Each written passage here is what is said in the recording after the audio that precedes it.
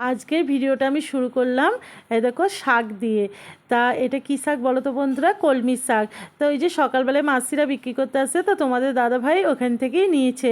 তো যাই হোক, এই দেখো আর মাছও এনেছে। তো আজকে একটা গোটা রুই মাছই এনেছে। তো এই দেখো মাছে লবণ হলুদ মাখিয়ে দিচ্ছি, এরপর মাছগুলো ভেজে নেবো।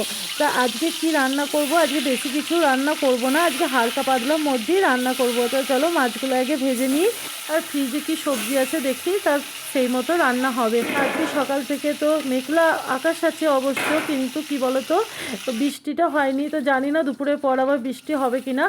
তো ভাবছি মাছ দিয়ে বড়ি আর পেঁপে আছে ফ্রিজে দেখলাম, তা পেঁপে আলু দিয়ে একটা ঝোল করব। তাই বড়িগুলো আমি এখন ভেজে নিচ্ছি।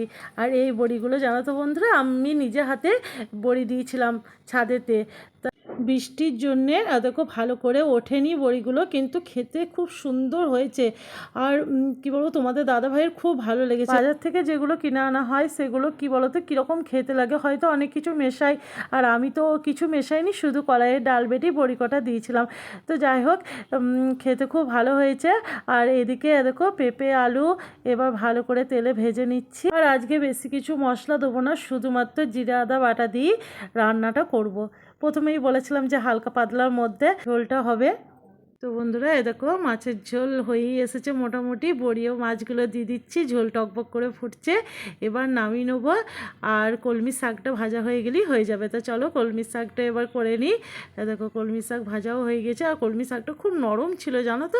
আজকের ভিডিওটা এই পর্যন্ত। তোমাদের কেমন লাগলো অবশ্যই কমেন্টে জানিও। তোমরা সবাই ভালো থেকো, সুস্থ থেকো। আবার আসবো অন্য একদিন নেক্সট ভিডিও নিয়ে।